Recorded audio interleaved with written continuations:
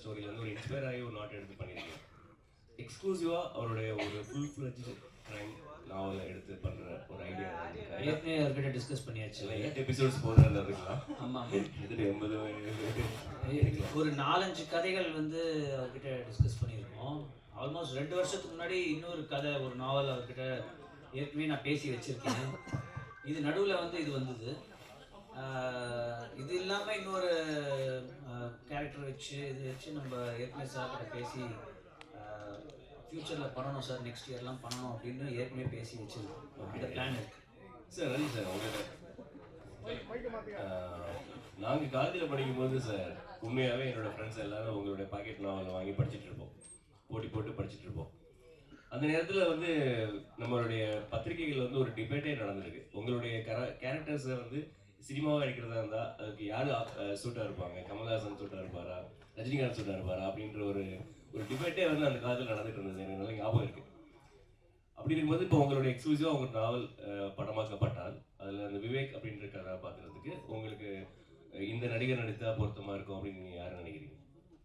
அதாவது என்னுடைய கதையை படித்தவங்களெல்லாம் சொல்லுவாங்க, இது விஜய் நடித்தா நல்லா இருக்கும், விவேகா, அஜித், இல்லைன்னா விஜயகாந்த், அப்படியெல்லாம் வந்து பல பேர் சொல்லுவாங்க. முதல்ல கமலஹாசன் சொல்லுவாங்க, அப்புறம் ரஜினிகாந்த் சொல்லுவாங்க.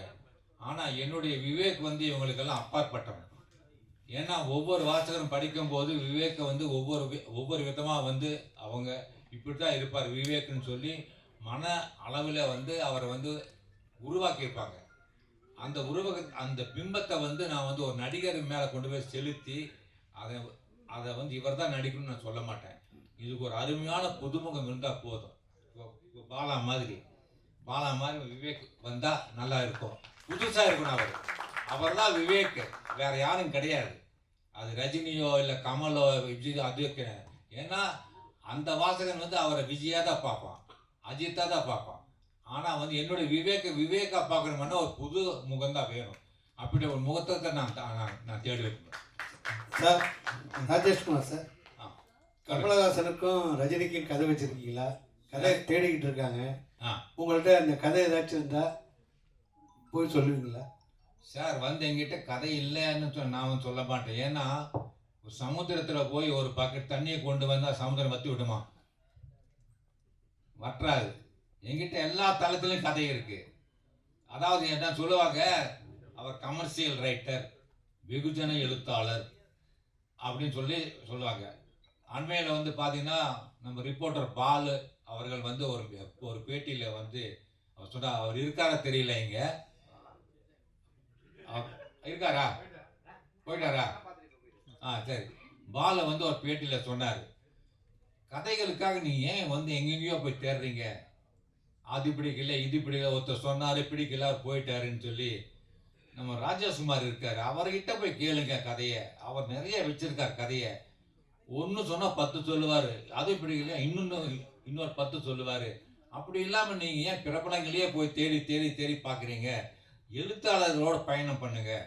சினிமா என்பது ஒரு வட்டம், அதுக்குள்ளேயே போவாங்க. நீங்கள் பார்த்தீங்கன்னா சினிமா பீப்புளோட இது என்னென்னா, எனக்கு சினிமா என்னுடைய எழுத்து ரெண்டுமே வந்து என்னுடைய இரு கண்கள் மாதிரி தான். நான் கூட சொல்லலை. சினிமாவுக்கு கூட என்னென்னா, 2 எழுத்து படம் வெற்றி பெற்றால் எல்லா டைட்டிலும் 2 எழுத்துலேயே வரும். ஒரு பேய் படம் வெற்றி பெற்றால் பேய் படங்களாக எழுப்பாங்க. அப்புறமா டார்க் காமெடின்னு சொல்லிட்டு ஒரு படம் வரும், அந்த டார்க் காமெடி வச்சே போவாங்க. யோகி பாபு வேணும்னா யோகி பாபு பின்னாடியே போவாங்க. இப்படியே தான் நம்மளோட சினிமா துறை இருக்கு.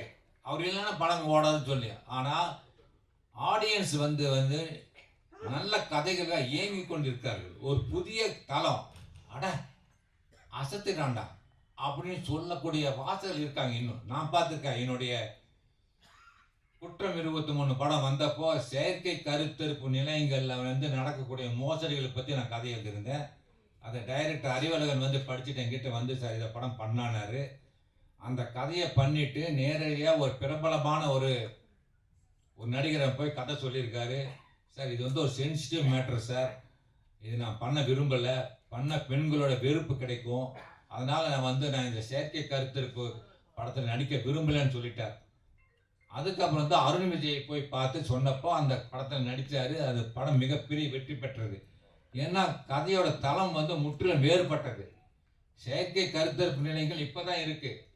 நம்ம தாத்தா பாட்டி காலத்துல எல்லாம் கிடையாது, எங்கேயுமே கிடையாது. முதியோர் இல்லங்களும் கிடையாது, செயற்கை கருத்தரிப்பு நிலையங்களும் கிடையாது. ஆனால் இன்னைக்கு 2 தான் இருக்குது. அதனால் இங்கே நடக்கக்கூடிய மோசடிகளை வச்சு நான் எழுதின கதை வந்து பெருமையை வெற்றி பெற்றது. அதற்கு காரணம் தளம் புதிது, கதை புதிது, அதை பார்க்கக்கூடிய வாசகர்களுக்கும் நேயர்களுக்கும் அந்த கதை பிடிக்கிறது. ஆனால் நம்ம சினிமா பீப்புள் வந்து ஒரு வட்டம் போட்டுக்கிட்டு ஒரு குத்துப்பாட்டு, ஒரு டான்ஸு, அப்புறம் வந்து வன்முறை காட்சிகள் வந்து அதீதமாக காட்டுறது, இது வந்து தான் ஆடியன்ஸுக்கு பிடிக்கும்னு ஒரு தப்பு கணக்கு போட்டிருக்காங்க. ஆகையால் என்னிடம் எல்லா கதைகளும் இருக்கிறது. அது இளம் இயக்குநராகட்டும், பிரபலமணிக்கிறான் தாராளமாக வரலாம். இப்பொழுது கூட சென்ற வாரம் திரு சந்தானம் அவர்கள் கோவைக்கு வந்தார்கள். என்னோடு 2 நாட்கள் தங்கி கதை விவாதம் நடத்தி, சார் எனக்கு 6 கேள்வி மட்டும் நீ பதில் சொன்னால் போதும் சொன்னால் 6 கேள்விகள் கொடுத்துட்டு போயிருக்காரு. அதுக்கு நான் எழுதி கொடுத்துட்டேன் அவருக்கு. இப்படி தான் கதை போகணும், இப்படி தான் இருக்கணும், இப்படி தான் ட்விஸ்ட் இருக்கணும், இதுதான் மாரல், இதுதான் மெசேஜ் எல்லாம் எடுத்து கொடுத்துட்டேன். அவரும் ஹீ இஸ் ஹாப்பி. சார் நல்லா இருக்கு சார், இதெல்லாம் நல்லா இருக்குன்னு சொல்லியிருக்காரு. இது மாதிரி எங்கிட்ட கேட்டால் நான் கொடுக்கறது ரெடியாக இருக்கேன், அது யாராக இருந்தாலும் சரி. சார் நாங்களும் என்னோட ஸ்கூல் டேஸ்லேருந்து நானும் ஸ்கூல் புக்கிலலாம் நாவல் நிறைய வச்சு படித்து அடிலாம் வாங்கியிருக்கோம். இப்போ வரைக்கும் விடாமல் படிக்கிறோம். படிக்க டைமில் கூட ஆடியோ புக்ஸ் நிறைய கேட்குறோம் உங்களோட கதைகள். இப்போ இவர் கேட்ட கொஸ்டினுக்கு தான் இது கண்டினியூஷன் தான் இது. இவ்வளோ வருஷத்தில் நீங்கள் இவ்வளோ கதைகள், இவ்வளோ வித்தியாசமான கிரைம் த்ரில்லர்ஸ் எழுதிருக்கீங்களே, யாருமே வந்து உங்களை கேட்கவே இல்லையா? உங்கள் கதையை கொடுங்க, நாங்கள் படம் எடுக்கணும், யாருமே கேட்கலையா? இல்லை, நிறைய பேர் வர்றாங்க, நிறைய பேர் வந்து எங்கிட்ட கதை கேட்குறாங்க. ஆனால் நான் வந்து அவங்க கூட உட்காந்து கதை பேசுறதுக்கு முன்னாடி என்னுடைய கண்டிஷன் சொல்லுவேன் நான். அதாவது ப்ரொடியூசர் யார், அவரை பேச சொல்லுங்க எங்கிட்ட, நான் அவர்கிட்ட பேசணும். அதுக்கப்புறம் தான் நான் உங்கள் கூட உட்காந்து பேசுவேன். ஆனால் உங்கள் கூட பேசுனா அது படமாகும்னு எனக்கு தெரியாது. ஏன்னா எனக்கு ஆல்ரெடி ஏகப்பட்ட கமிட்மெண்ட்ஸ் இருக்குது. முதல்ல வந்து நான் பத்திரிகை கதை எழுதிட்டு இருந்தேன், இப்போ அப்படி கிடையாது. ஓடிடி தளங்களுக்கு கதை எழுதிட்டு இருக்கேன். பீன்ச் ஆப்பு, நோஷன் ப்ரெஸ்ஸு, அப்புறம் பார்த்தீங்கன்னா ரெப்கோ அப்படின்னு சொல்லி நிறைய வந்து அந்த வெப்தளங்களுக்கு, ரேடியோ ரூம்ஸ், இது மாதிரி வந்து நிறைய அவங்க வந்து புதுசாக எங்கிட்ட கதை கேட்குறாங்க. நான் அவங்களுக்கு வந்து கதை எழுதுறதுக்கு நேரம் எனக்கு பத்த மாட்டேங்குது. சிறுகதைகள், நாவல்கள் எல்லாமே பண்ணிட்டு இருக்கேன் நான். இப்போ இவங்க என்ன பண்ணுறாங்கன்னா, சென்னையிலேருந்து புறப்பட்டு வர்றாங்க, வந்து எங்கிட்ட கதை கேட்குறாங்க. நான் சொன்னேன் ப்ரொடியூசர்னா இல்லை, இனிமேல் தான் தேடணுங்கிறாங்க ஃபஸ்ட்டு. அப்புறம் நான் சொன்னேன் அப்படி வந்தால் கதை சொல்ல மாட்டேன். ஏன்னா அதுக்காக வந்து நான் உட்காந்து உங்கள் கதை சொல்ல என்ன பிரயோஜனம்? படம் எடுக்கிறதா இருந்தால் பேசுவோம், இல்லைன்னா வேண்டான்னு சொன்ன கூட அதுலேயே போயிடுவாங்க. சிலர் என்ன பண்ணுவாங்கன்னா, அந்த ப்ரொடியூசர்ஸ் வந்து அவங்க பிஏ மூலிமா பேச சொல்லுவாங்க. பேசிட்டு சென்னைக்கு வரணும், நீங்கள் வந்து 15 days அங்கே கூட லாட்ஜில் தங்கணும், காலையில் 10 மணிலேருந்து நைட் 10 மணி வரைக்கும் டிஸ்கஷன் போகும் அப்படின்னா நான் அதுக்கு ஒத்துக்க மாட்டேன். ஏன்னா அந்த வயதை நான் கடந்துருச்சேன். அந்த வயதை கடந்து என்னால் வந்து வீட்டில் தான் பண்ண முடியும், இல்லைன்னா என் வீட்டுக்கு பக்கத்தில் லாட்ஜில் தான் வந்து நீங்கள் ரூம் எடுக்கணும், அப்போ தான் என்னால் முடியும். நான் சென்னைக்கு வந்து நான் எல்லாம் இருக்க மாட்டேன் அப்படின்னு சொல்லி அவங்கள்ட்ட பொலைட்டாக தான் சொல்லுவேன். ஏன்னா அந்த வயதெல்லாம் கடந்து வந்தாச்சு நான். இப்போ என்னுடைய வயதுக்கு நான் ட்ராவல் பண்ணி வந்து லாட்ஜில் தங்கி அப்படி வந்து நமக்கு ஒரு புகழோ பணமோ தேவையில்லை. அந்த புகழுக்கும் பணத்துக்கும் பின்னாடி போக வேண்டிய அவசியம் இல்லை. மன நிறைவோடு நான் இருக்கிறேன். அப்போது வந்து என்னுடைய விருப்பத்திற்கு யார் இணங்கி வருகிறார்களோ அவரோட படம் பண்ண தயாராக இருக்கேன். Okay, thank you sir. அப்புறம் உங்களோட நீங்கள் சயின்ஸ் பற்றி நிறைய கதைகள் எழுதுறீங்க, நிறைய விஷயங்கள் தேடி தேடி அதுக்காக படிக்கிறீங்களா, இல்லை அந்த குறிப்பிட்ட விஷயத்தை மட்டும் அந்த துறை சார்ந்த எக்ஸ்பர்டைஸ் கிட்ட கேட்டு அதை வச்சு எழுதுவீங்களா, இல்லை அதை பற்றி நீங்கள் படிப்பீங்களா? இல்லை, நான் basically I was working as a teacher. I have finished my BSc BEd. நான் 5 வருஷமாக வந்து ஸ்கூலில் வந்து சயின்ஸ் டீச்சராக இருந்திருக்கேன். அதனால் எனக்கு வந்து பாட்டனி, ஜுவாலஜி, கெமிஸ்ட்ரி, ஃபிசிக்ஸு படிச்சிருக்கேன். பிஎட்டை வந்து சோசியாலஜி, சைக்காலஜி, சில்ட்ரன் சைக்காலஜி எல்லாம் படிச்சிருக்கேன். அப்புறம் இந்த ஃபார்மசூட்டிக்கல் சயின்ஸ் பற்றி என்னுடைய பார்த்தீங்கன்னா டாக்டர்ஸ் கிட்ட கேட்டிருக்கேன். அவங்க நிறைய டாக்டர்கள் வந்து என்னுடைய ஃபேன்ஸாக இருக்காங்க, அவங்ககிட்ட பேசியிருக்கேன். அப்புறம் போலீஸ் பார்த்தீங்கன்னா assistant commissioner of police commissioner கூட என்னை ஒரு தடவை கூப்பிட்டு என் கூட பேசியிருக்காரு. கோயம்புத்தூரில் வந்து கோவையில் வந்து அவர் பேர் பாலகிருஷ்ணன் சொல்லி அவர் போலீஸ் கமிஷனர். ஒரு நாள் என் வீட்டுக்கு முன்னாடி வந்து போலீஸ் ஜீப் நின்னது. உடனே என் காலனியில் இருக்கக்கூடிய குடியிருப்பில் இருக்கக்கூடிய எல்லாரும் வந்து என்னமோ தெரியல, அவர் வீட்டுக்கு முன்னாடி வந்து ராஜேஷ்குமார் வீட்டுக்கு முன்னாடி போலீஸ் வந்து நிற்குது, என்னமோ பிரச்சனைன்னு சொல்லி அந்த வீதியில் இருக்கவங்கெல்லாம் வந்துட்டாங்க வீட்டுக்கு. அதுக்கப்புறம் அந்த போலீஸ் ஜீப்லேருந்து அசிஸ்டன்ட் கமிஷனர் போலீஸ் இறங்கி, சார் உங்களை வந்து போலீஸ் கமிஷனர் பார்க்கணும்னு சொல்கிறாரு, அவரே வர்றதுக்கு தான் இருந்தார், ஆனால் புரோட்டோக்கால் இருக்கப்படி அவர் வந்து போகக்கூடாது, ஒருத்தரை தேடி போகக்கூடாது, அதனால் நீங்கள் வர முடியுமான்னு கேட்டாங்க. நான் போனேன். போலீஸ் கமிஷனர் பாலகிருஷ்ணன் வந்து என்னை கூப்பிட்டு 1.5 மணி நேரம் உட்காந்து பேசினார். அப்போ சொன்ன ஒரு விஷயம், நானும் என்னுடைய அண்ணனும் வந்து உங்கள் புக்கை படிப்போம் சின்ன வயசில், படித்து அவர் லாயர் ஆகிட்டார், இப்போ கிரிமினல் லாயர் அவர். நான் வந்து போலீஸ் கமிஷனர் ஆகிட்டேன், அதுக்கு நன்றி சொல்லவும் உங்களை பார்க்கணுன்னு ஆசைப்பட்டேன், நான் அதுக்காக கூப்பிட்டேன்னு சொன்னார். இது மாதிரி போலீஸ்லேயும் சரி, பேரண்ட்ஸுக்குலையும் சரி, மற்ற துறையிலும் சரி, எல்லாமே என்னுடைய ஃபேன்ஸ் இருக்காங்க. அவங்ககிட்ட போய் இந்த மாதிரி ஒரு கதை எழுதுகிறேன், இதுக்கு வந்து எனக்கு அந்த சம்மந்தப்பட்ட விஷயங்கள் வேணும் அப்படின்னு கேட்டால் அவங்க தருவாங்க. அதை வச்சு நான் கதை எழுதுவேன். இதுதான் என்னுடைய ரகசியம், வேறு எதுவும் கிடையாது. அதை மெனக்கடணும், ஒரு ஒன்றும் கிடையாது. ஆனால் இப்போ நீ எல்லாரும் சொல்லுவாங்க கூகுளில் பார்த்தா கிடைக்குமேன்னு சொல்லி. ஆனால் கூகுளை நம்ப முடியாது. ஏன்னா கூகுளில் வரக்கூடிய பல தகவல்கள் வந்து பொய்யா இருக்கும். அதை படித்தோம்னா இது உண்மையாக தெரிகிறதுக்காக நான் வந்து ஒரு டாக்டர்கிட்ட கேட்பேன். அது செகண்ட் ஒப்பீனியன் சொல்லுவோம் அல்லவா, அந்த செகண்ட் ஒப்பீனியன் கேட்டால், சார் கூகுளில் சொல்கிறதெல்லாம் பொய் சார், இப்போ இப்படி தான் இருக்குது அப்படின்னு சொல்லும்போது அதுதான் நான் எடுத்துக்குவேன். கூகுள் சொல்கிறது பண்ணுறதில்லை. Okay, thanks sir. ஆ, உங்கள் நடுத்தர ஏஜில் எல்லா பத்திரிகையிலையும் ஃபோட்டோ வரும்போது ரொம்ப அழகாக இருக்கும். ஒரு எழுத்தாளர்னா இப்படி தான் போஸ்ட் கொடுக்கணும், ஒரு டைரக்டர்னாக்கா இப்படி தான் போஸ்ட் கொடுப்பாங்க அப்படின்ற மாதிரி வந்து நாங்கள் எங்களுடைய ஸ்கூல் டேஸில் உங்களுக்கு பார்க்கும்போது உங்கள் போஸ்ட் மாதிரி நாங்கள் போய் ஃபோட்டோ எடுக்கணும்னா வந்து ட்ரை பண்ணியிருக்கோம். உங்களுக்கு ஏன் நடிப்பு ஆசை இல்லையா? எந்த இயக்குனரும் வந்து கூப்பிடலையா? இல்லை நடிப்பை நீங்கள் வந்து வெறுக்கிறீங்களா? உங்களுக்கு பிடிச்ச நடிகர் நடிகைகள் யார்? அது அந்த அந்த பக்கத்தில் நீங்கள் வந்து எதுவுமே ஓப்பனாக சொன்னதில்லை, இப்போ கொஞ்சம் சொல்லுங்களேன். அதாவது நீங்கள் சொல்கிறது நான் ரொம்ப அழகாக இருந்த மாதிரியும் சினிமாவில் ஏன் நடிக்கலன்னு சொல்கிறீங்க, அப்படியா? அப்படின்னா அழகாக இருக்கவங்கள ஏன் போகல சினிமாவுக்கு? இதே மேடையில் நிறைய பேர் இருக்காங்க, அழகாக இருக்காங்க. நம்ம கௌசிக் இருக்காரு, பாலா இருக்காரு, அப்புறம் எல்லாருமே வந்து எல்லாரும் நல்லா இருக்காங்க அல்லவா, அவங்கெல்லாம் ஏன் போகல? நடிப்புங்கிறது வந்து அவங்கவுங்க வந்து ஆசைப்படணும் ஒன்று. ரெண்டாவது வந்து அது வந்து ஒரு கலை. இப்போ நான் எப்படி கதை எழுதுறனோ அது மாதிரி ஒரு இது. நம்ம அழகாக இருக்கோம், நம்ம முடி நிறையா இருக்குது அப்படிங்கிறதுக்காக நம்ம போய் சினிமாவில் வந்து போகணுன்னு அப்படியெல்லாம் கிடையாது. அதுக்கான வாய்ப்புகள் வந்து என்ன ஒரு தடவை மணிவண்ணன் வந்து கூப்பிட்டார்.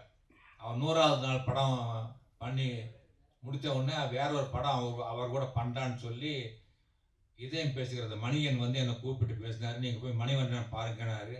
அப்புறம் அவர் என்னை பார்த்த உடனே நீங்கள் சொன்ன மாதிரி தான் சொன்னார், சார் நீங்கள் படத்தில் நடிக்கலாமே, உங்கள் முடி, நீங்கள் உங்கள் தோற்றம் எல்லாம் வந்து ஒரு ஹீரோ மாதிரி இருக்கீங்க, நீங்கள் பண்ணலாமேன்னு சொன்னார் அவர்.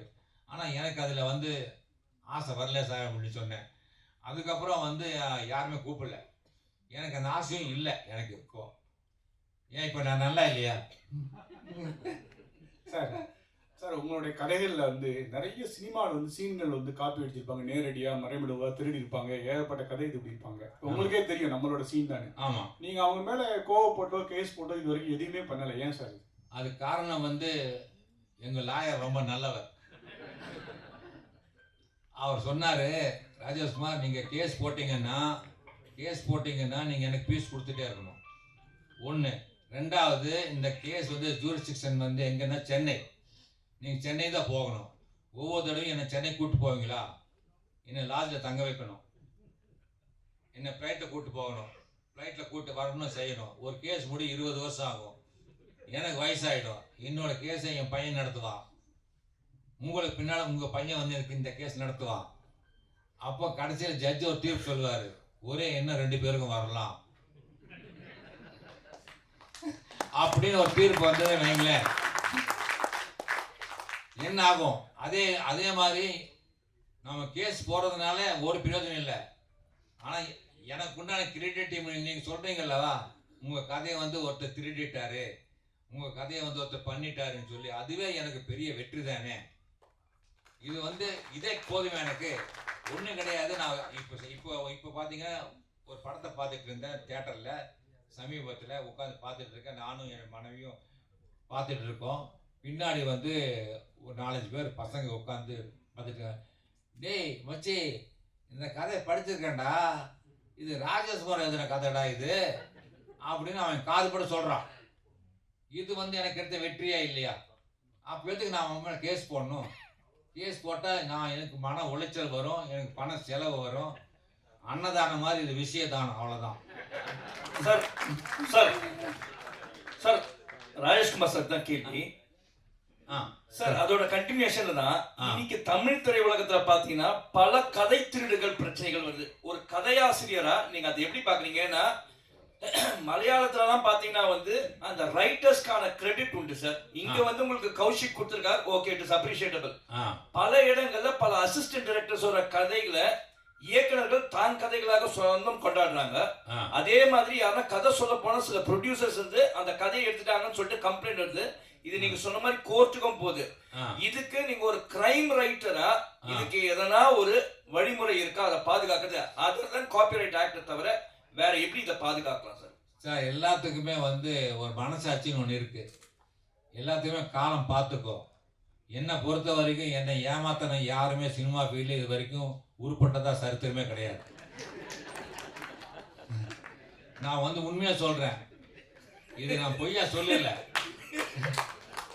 இன்னைக்கு என்னுடைய கதைகளை திருடி பண்ணவங்க எல்லாம் யாருமே ஃபீல்ட்ல இல்லை. எனக்கு ஒழுங்கா பணம் கொடுத்தவங்க நல்லா இருக்காங்க.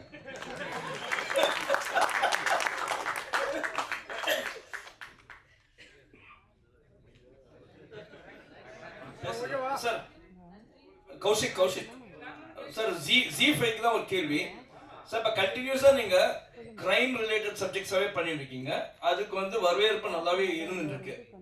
இப்போ அடுத்த கட்டமா வேற இந்த மாதிரி பைப் லைன்ஸ்ல இந்த மாதிரி கதைங்க வச்சிருக்கீங்களா? எப்படி இருக்கு இதோட இது இவ்வளவு நாள் தொடரும்? கிரைம் ஆக்சுவலாக நம்ம கதை கேட்க உட்காந்தோம்னு வச்சுக்கோங்களேன், 10 கதையில் 8 கிரைம் தான் வரும். இந்த 2 தான் ஏதாவது ஒன்று வேற ஏதாவது ஜானரில் வரும். கிரைம்ன்றது வந்து ஒரு மினிமம் கேரண்டி ஸ்பேஸ். இது எல்லாருக்குமே வந்து அந்த ஒரு ஹை கொடுக்குற ஒரு ஸ்பேஸ், ஒரு ஜானராக இருக்கிறதுனால கிரைம் வந்து கொஞ்சம் ஓவர் இண்டெக்ஸ் நம்ம பண்ணி நிறைய கிரைமாக நம்ம செலக்ட் பண்ணுவோம். அதுலேயே என்னெல்லாம் வித்தியாசம் பண்ண முடியும் அப்படின்றதையும் பார்க்கணும். ஒரே மாதிரி கிரைமே நம்ம எடுத்துகிட்டு இருந்தாலும் போர் அடிக்கும். பட் கோயிங் ஃபார்வர்ட் நம்மளுக்கு வந்து கிரைமை தாண்டி பல ஜானர்ஸில் கதைகள் வரப்போகுது. எங்களோட அடுத்த லைனப் நீங்கள் ஒவ்வொரு மாதமும் நம்ம சந்திச்சுட்டு தானே இருக்கோம். அடுத்த மாதம் நம்ம சந்திக்கும் போது உங்களுக்கு தெரியும், அது டோட்டலாக இதுலேருந்து வேற ஒரு ஜானரில் இருக்கும். அதுக்கப்புறம் அதுக்கு அடுத்த மாதம் வரப்போகிறதும் அது டோட்டலாக வேற ஒரு ஜானரில் இருக்கும். ரொம்ப எக்ஸைட்டிங்கான அனௌன்ஸ்மெண்ட்ஸ்லாம் ஜனவரியில் உங்களுக்கு வரப்போகுது. அதை இப்போ நான் சும்மா ஒரு டீஸ் பண்ணுறதுக்காக நான் இதை சொல்கிறேன். ஆனால் அது ஆக்சுவல் டீசர் உங்களுக்கு ஜனவரியில் வரும், என்ன நம்ம பண்ண போகிறோம் அப்படின்னு. பட் கிரைம் ஏன் ஓவர் இண்டெக்ஸ் பண்ணுறோம் அப்படின்னா, வழக்கமாக ரொம்ப கோரியாக இல்லாத வரைக்கும் வீட்டில் உட்காந்து ஃபேமிலியாக பார்க்குற ஒரு சப்ஜெக்ட் வந்து கிரைமாகவும் இருக்குது. அதில் நம்ம எவ்வளோ வித்தியாசம் பண்ண முடியும் அப்படின்றத பார்க்குறோம். சாரோட புக்ஸில் பார்த்தீங்கன்னா பல வெரைட்டிஸ் ஆஃப் கிரைம் இருக்குது. அது நம்ம நான் எடுத்தனாலே அடுத்த ஒரு 15 வருஷத்துக்கு நான் வந்து மாதம் நான் வந்து பண்ணிகிட்டு இருக்கலாம். அந்த மாதிரி அவரோட ஒரு லைப்ரரி ஒன்று இருக்குது. ஸோ அதில் நம்ம அடுத்தது என்ன எக்ஸைட்டிங் அப்படின்றத பார்த்து டெஃபினட்டாக சாரோடையும் இன்ட்ராக்ட் பண்ணுற ஒரு ஆப்பர்ச்சுனிட்டி இருக்குது. வினோதினி மேடம்க்கு ஒரு கேள்வி. வினோதினி மேடம் இங்கே தான் ரெகுலராக இந்த வீடியோஸ் வந்து மெசேஜ் ஓரியன்டாக போட்டு இருந்தீங்க சோஷியல் மீடியாவில். இப்போ சமீப காலமாக குறைஞ்சிடுச்சு, ஏன் போடுறது இல்லைங்க? இந்த மக்கள் அதுக்கு வந்து ஒர்த் இல்லைன்னு முடிவு பண்ணிட்டேன் சார். ஏன்னா நான் உண்மையாக அதான் நினைக்கிறேன். ஏன்னா பர்சனல் இன்ட்ராக்ஷன் வித் பீப்புள் 41 உயிர்கள் வந்து கரூரில் போயிருக்கு. உதாரணத்துக்கு ஒரு உதாரணமாக சொல்கிறேன். நான் எந்த கட்சி சார்பாகவும் இப்போ பேசலை. 41 உயிர்கள் போயிருக்கு. அந்த குடும்பங்களே அந்த விஷயத்த மறந்துட்டு கடந்து போகிறாங்க. அப்படி அவங்களுக்காக எதுக்கு நம்ம பேசணும் அப்படிங்கிறத எனக்கு ரொம்ப ஒரு மாதிரி விரக்தியாக இருக்குது.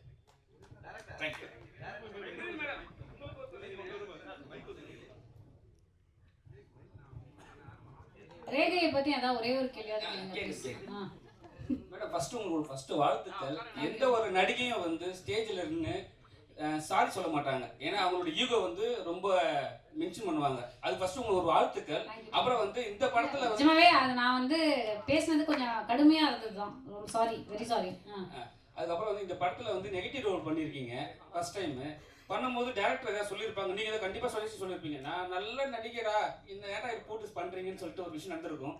அதை பத்தி இல்லை, நான் வந்து இது எல்லா டேரக்டர்ஸ்ட்டையுமே நீங்கள் கேட்டு பார்க்கலாம். என்னுடைய முதல் படத்துலேருந்து இன்னி வரைக்கும் நான் வந்து ஒரு டைரக்டர்ஸ் ஆக்டர். நான் வந்து ஒரு வீட்டில் நான் சொல்லிகிட்டே போவேன். ஆக்சுவலாக நான் ஸ்பாட்லேயே நிறைய தடவை சொல்லியிருக்கேன், நான் மூளையை கைட்டி வச்சுட்டு தான் நான் ஸ்பாட்டுக்கு போவேன். ஏன்னா நம்ம வந்து ஃபஸ்ட்டு சில டிசிப்ளின் நான் மெயின்டைன் பண்ணுவேன். நம்ம டைரக்டருக்கு ஐடியா கொடுக்கறதுக்கு நம்ம வந்து அந்த இடத்துல நம்ம டைரக்டர் கிடையாது. அதே மாதிரி நான் வந்து போன உடனே இன்னைக்கு எத்தனை மணிக்கு முடியும் அப்படிங்கிற வார்த்தை நான் கேட்க மாட்டேன். முதலே அதை கேட்டுப்பேன், என்ன கால் ஷீட் கேட்டுப்பேனே தவிர இன்னைக்கு எப்போ முடியும் எனக்கு அப்படின்னு நான் கேட்க மாட்டேன். பேக்கப் அப்படிங்கிற வார்த்தை வந்து ஆக்டர்ஸ் யாருமே அந்த வார்த்தையை சொல்லக்கூடாது, டைரக்டர் மட்டும்தான் சொல்லணும். அதே மாதிரி கோ ஆக்டருக்கு வந்து யாரும் வந்து சஜஷன் கொடுக்கக்கூடாது, இப்படி பண்ணலாம். அவங்க எவ்வளோ ஜூனியராக இருந்தாலும் நம்ம வந்து அது பல வருடங்கள் நம்ம நடிச்சிருந்தாலும் அதை நான் இந்த மாதிரி சில விஷயங்களை ஃபாலோ பண்ணுறதுனால நான் வந்து டைரக்டர் என்ன சொல்கிறாரோ, இப்போ இதுலேயே வந்து நானாக பண்ணியிருந்தேன்னா நான் என்னால் ஒரே பாணியில் தான் பண்ணிட்டு இருக்க முடியும். ஆனால் ஒவ்வொரு டைரக்டருக்கு நம்ம வந்து மோல்ட் ஆகும்போதும் நம்ம வேறு மாதிரி பண்ண முடியும். ஸோ இதுலேயுமே வந்து அப்படி தான் போனதும்.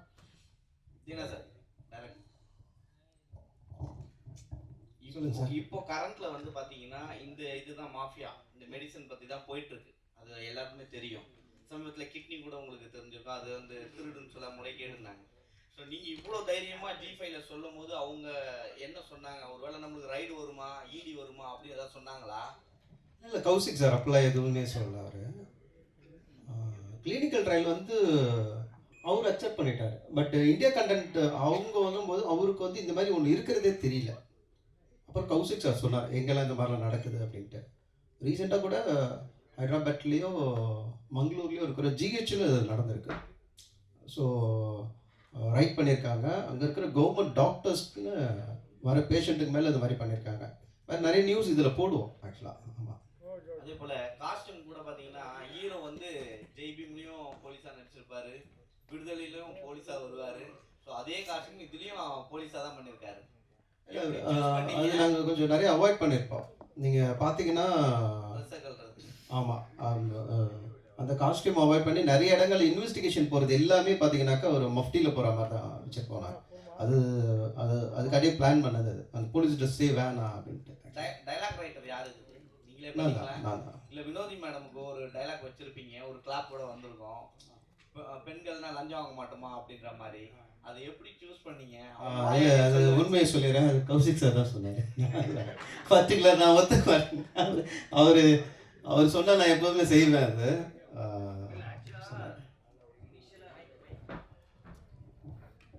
அது ஃபஸ்ட்டு பேசும்போது அந்த கேரக்டர் வந்து மேல் கேரக்டராக தான் இருந்தது. திடீர்னு வந்து ஷூட்டிங் ஆரம்பிக்கிறதுக்கு அந்த ஒரு டைமில் வந்து இது ஒரு ஃபீமேல் கேரக்டர் பண்ணால் எப்படி இருக்கும் அப்படின்னு ஒரு டிஸ்கஷன் ஒன்று வந்தது. அது பண்ணும்போது அவங்கள பார்த்தா யாராவது வில்லன்னு சொல்லுவாங்களா, அவங்க வில்லனாக பண்ணால் எப்படி இருக்கும் அப்படின்னு ஒரு டிஸ்கஷனும் வந்தது. ஸோ அப்போ வந்து ஒரு டைலாக் ஒன்று சொல்லிக்கலாம், ஏன் பொம்பளைன்னா காசுக்கு ஆசைப்பட மாட்டாங்களா, அது என்ன ஆம்பளைங்களோட ஐபியான்னு, அது அந்த மாதிரி எதுவும் கிடையாது, அவங்களும் ஆசைப்படுவாங்க, அவங்களும் கொலை பண்ணலாம். ஸோ அந்த ஒரு இதில் வந்து எழுந்தது தான், வேறு ஒன்றும் இன்டென்ஷனலாக எதுவும் பண்ணல. கௌசிக் சார், நீங்கள் டீம் லிஸ்ட் வந்து உட்காரும்போது கண்டிப்பாக வந்து ஒரு விஷயம் சொல்லியிருப்பாங்க, ஒரு லேடி போலீஸ் வந்து இது வரைக்கும் நாங்கள் பார்த்ததே கிடையாது, மல்லிப்பூ வச்சுருந்துலாம், அது மென்ஷன் பண்ணும்போது சொன்னாங்களா இது ஒர்க் அவுட் ஆகுன்ட்டு? இல்லை, அந்த சீன் வந்து தீனா சார் எழுதும் போதே எழுதி எடுத்துகிட்டு வரும்போதே ரொம்ப கோக்கியான ஒரு சீனாக இருந்தது. ஒரு நிச்சயதார்த்தம் ஆகி நல்ல மல்லிப்பூலாம் வச்சு பொட்டெல்லாம் வச்சுருக்கிற ஒரு பொண்ணு ஏறி உட்காந்ததுக்கப்புறம் வேணும்னு அவனை கலாய்க்கிறதுக்காக ஒரு அந்த கெட்டப்பில் இருக்கும்போது அவன் சொல்கிற அந்த ஒரு டைலாக் இருக்குல்ல, ஒரு இழை வீட்டுக்கு போகிறோம், இப்போ உன் வீட்டில் இழை விழுந்த மாதிரி ஒரு மூஞ்சியை வச்சுக்கிட்டு நீயும் பின்னாடி வா அப்படின்னும் போது அது நிஜமாவே கோக்கியாக இருந்தது. அது இது வரைக்கும் வராத ஒரு சீனாக இருந்ததுனால அங்கே எல்லாருமே சிரிச்சோம், அதனால் அதை அப்படியே வச்சுக்கிட்டோம். அது ஓகே, டைரக்டர் தான் கேள்வி கேட்கலாம்னு நினச்சிட்டு இருந்தேன் வினோதினி மேடம் கேரக்டர் பற்றி. அதுக்கு நீங்கள் போதுமான பதில் சொல்லிட்டீங்க, அதனால் அதே கேள்வி நான் அவங்க ரிப்பீட் பண்ணல. நான் ஸ்ட்ரெயிட்டாகவே ராஜேஷ் குமார் ஐட்ட ஒரே ஒரு கேள்வி ஃபைனலாக. சார், நீங்கள் நிறைய கிரைம் நாவல்ஸ் எழுதிருக்கீங்க, அதை பேஸ் பண்ணி நிறைய கண்டென்ட்ஸ் சினிமாவா டிவி சீரியல் அந்த மாதிரிலாம் வந்துருக்கு.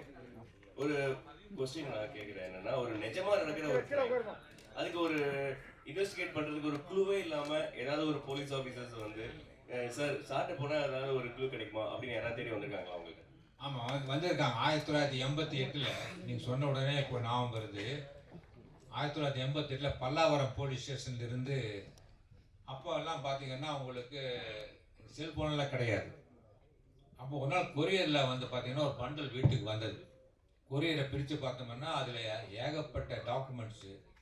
இதை பிரித்து பார்த்தா எங்கே பார்த்தா பல்லாவரம் போலீஸ் ஸ்டேஷனில் அவர் பேர் இன்னும் மறந்துட்டேன். அவர் வந்து ஒரு எஸ்ஐ. உள்ளே வந்து ஒரு லெட்டர் வச்சுருக்காரு. உள்ளே வந்து ஏகப்பட்ட ஜெராக்ஸ் காப்பி, உள்ள போஸ்ட்மார்ட்டம் ரிப்போர்ட்டு, அப்புறம் ஸ்டேட்மெண்ட்ஸு, அப்புறம் பார்த்தீங்கன்னா வாக்குமூலங்கள், இதெல்லாம் போட்டு எதுக்குடான்னு பார்த்தா லெட்டரை படித்து பார்த்தா, சார் என் பேர் மறந்துட்டேன், நான் ஒரு வாசகன், நீங்கள் உங்களோட க்ரைம் கார்னால் நல்லா படிக்கிறேன், ஒவ்வொரு கொலையும் ரொம்ப அற்புதமாக வந்து விவேக் கண்டுபிடிக்கிறாரு, விவேக் நீங்கள் தான்ங்கிறது எனக்கு தெரியும், அந்த மூலம் தான் வந்து ரொம்ப அற்புதமாக வந்து ஒரு கேஸை வந்து கரெக்டாக போய் நூல் பிடிச்ச மாதிரி போய் கொலையாளி பிடிச்சிடுறீங்க, தடைங்கள்லாம் வச்சு. இந்த மாதிரி வந்து சார் ஒரு கொலை நடந்தது சார் எங்கள் ஊரில், இந்த கிராமத்தில் வந்து ரெட்டை கொலை நடந்திருக்கு. இதில் வந்து 20 பேர் மேலே சந்தேகப்பட்டு 20 பேரையும் விசாரித்து பார்த்தப்போ யார் மேலே சந்தேகப்படுறதுன்னு தெரியல சார். எல்லார்கிட்டையும் வந்து வாக்குமூலம் வாங்கி வச்சுருக்கேன், படித்து பார்த்தேன், எவனை சந்தேகப்படுறதுன்னு தெரியல, அடித்தும் பார்த்தாச்சு, ஒன்றும் பெயர் முடியல. நீங்கள் தயவுசெய்து இதெல்லாம் படிச்சுட்டு இதில் எவன் கொலைகாரன்னு சொன்னீங்கன்னா நான் அவனை கைது பண்ணிடுவேன். கைது பண்ணி நான் சொல்லிட்டோம்னா எனக்கு ப்ரமோஷன் கிடைக்கும் சார். நீங்கள் தயவுசெய்து இதையெல்லாம் படித்து பார்த்துட்டு இதில் எவன் கொலைகாரனாக இருப்பான் அப்படின்னு நீங்கள் சொன்னீங்கன்னா கொஞ்சம் உதவியாக இருக்கும்னு சொன்னார். இதை நான் பண்ணிவிட்டு உடனே அவங்க லெட்டர் எழுதினேன். என்னென்னா, நீங்கள் எழுதினது என் மேலே வச்சிருக்க நம்பிக்கையில் வந்து நீங்கள் இவ்வளோ இது வந்து எல்லாம் வாக்குமூலங்கள், போஸ்ட்மார்ட்டம் ரிப்போர்ட்டு, அப்புறம் பார்த்தீங்கன்னா ஸ்டேட்மெண்ட்ஸு எல்லாமே போலீஸ் சம்மந்தப்பட்ட எல்லாமே கொடுத்துருக்கீங்க. ஆனால் ஒரு விஷயத்தை மறந்துட்டீங்க. நான் ஒரு நாவல் எழுதும்போது எனக்கு கொலைகாரன் யாருன்னு தெரியும். முதல்ல அந்த கதை எழுதும் போதே கொலை எப்படி நடக்குது, யார் கொலை பண்ணுவாங்க, அங்கே தடையை என்ன விட்டுட்டு போவாங்க, இதெல்லாம் வந்து எனக்கு எல்லாமே தெரியும். எல்லாத்தையுமே தெரிஞ்சுட்டு தெரியாத மாதிரி கதையை கொண்டு போய் கடைசியில் ஒருத்தனை பிடிப்பேன். இது வந்து எழுத்து. This is theory. இது வந்து தியரி. நான் ஹோம்ஒர்க் பண்ணுறேன், உட்காந்துட்டு ஹோம்ஒர்க் பண்ணுறேன். ஒரு கேஸு இது எப்படி பண்ணுறாங்க அப்படிங்கிறது பண்ணுறேன். ஆனால் இது ப்ராக்டிக்கல். இது நீங்கள் தான் கண்டுபிடிக்கணும். இதுக்கு நீங்கள் தான் படிச்சிருக்கீங்க. அதனால் எழுத்தாளர் வேறு, போலீஸ் வேறு அப்படின்னு நான் சொன்னேன்.